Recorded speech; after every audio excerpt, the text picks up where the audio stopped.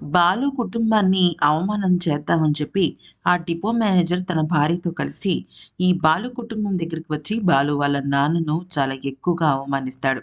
అయితే ఇక బాలు అన్నయ్య మనోజ్ పెళ్లి పీటల మీద మొత్తం వాళ్ళ నాన్న పీఎఫ్ డబ్బులన్నీ తీసుకుని వెళ్ళిపోయాడని, ఇంక గతి లేక ఈ అమ్మాయిని బాలుకిచ్చి చేశారు అంటూ మాటలతో రెచ్చగొడతారు. అయితే ఆ సమయంలో అక్కడున్న మీనా చాలా బాధగా ఫీలవుతుంది. అయితే అక్కడితో ఆగకుండా ఆ డిపో మేనేజర్ ఏం చేస్తాడంటే, మీనాకి బాలు వాళ్ళ నాన్న మీద లేనిపోనివన్నీ చెప్తాడు. మీ నాన్నని చంపేసింది ఈ పెద్ద మనిషి అని, అందుకనే నిన్ను కోడలుగా చేసుకొని కేసు పెట్టనివ్వకుండా చేశాడు అంటూ ఇష్టం వచ్చినట్టు వాగుతాడు. దాంతో ఒక్కసారిగా బాలుకి కోపం పెరిగిపోయి ఆ వ్యక్తి మీదకి యుద్ధానికి వెళ్ళిపోతాడు.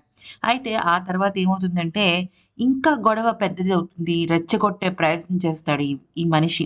ఏమంటాడంటే, "ఖచ్చితంగా చూస్తుండు. ఏదో ఒక రోజు నువ్వు పెళ్లి చేసుకున్న ఆ అమ్మాయే మీ కుటుంబం మీద వ్యతిరేకంగా కేసు పెడుతుంది చూడు" అంటూ మాటలతో రెచ్చగొట్టడమే కాకుండా, మీ నాన్న చాలా తెలివైనవాడని, అయితే ఎక్కడ కేసు తన మీదకొస్తుందో అని, మనోజ్‌తో పెళ్లి ఆగిపోయినప్పటికీ, పెద్ద కొడుకుతో పెళ్లి ఆగిపోయినా నీకిచ్చి పెళ్లి చేశాడు అంటూ అడ్డమైన వాగుడంతా వాగుతాడు.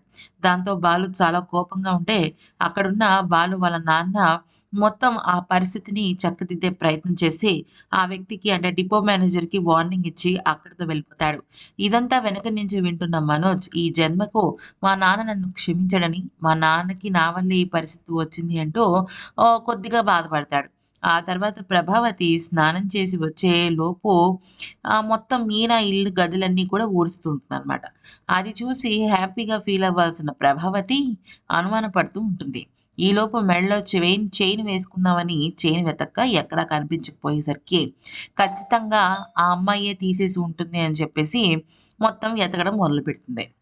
అయితే వెతికేసరికి ఈలోపు మీనా వచ్చి, "ఏంటి అత్తయ్యగారు నా దగ్గర వెతుకుతున్నారంటే, ఆ చైన్ పోయిందని, ఇప్పటివరకు కనిపించట్లేదని, నువ్వే కొట్టేసావన్న సంగతి నాకు తెలుసు" అంటూ చాలా దారుణంగా మాట్లాడుతుంది.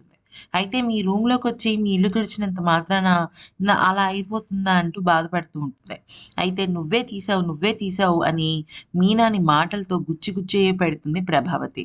అయితే ఈలోపు ప్రభావతి దగ్గరికి బాలు వాళ్ళ డ్యాడీ వచ్చేసరికి, "ఏంటి నీకు ఈ మధ్యన మతిమరుపు పెరిగిపోయిందా? లేకపోతే పరధ్యానం పెరిగిందా?" అంటూ తన చైన్‌ని చూపిస్తాడు. అయితే అది చూసి షాక్ అయ్యి ఏమీ మాట్లాడకుండా ఉంటుంది. అంతేకాకుండా కోడల్ని తిడుతున్నట్టుగా కూడా తన భర్త ముందు బయట పెట్టదు. ఆ నెక్లెస్ చూసి షాక్ అవుతుంది. అయితే ఈలోపు వాళ్ళ మామగారు అంటే మీనా మామగారు ప్రభావతికి వార్నింగ్ ఇస్తాడు. ఇంకోసారి అంటే కోడలు విషయంలో అలా మాట్లాడొద్దని. అయితే మీనా అంటుంది, "ఏంటత్తయ్య గారు, ఇప్పుడు మామయ్య గారొచ్చి ఆ చైన్ ఇవ్వబట్టే సరిపోయింది.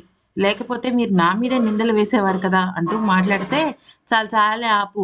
నువ్వే బాత్రూంలో దాచేసుంటావు" అంటూ రివర్స్ గేరేసి మీనాని మరింత బాధపెడుతుంది ప్రభావతి.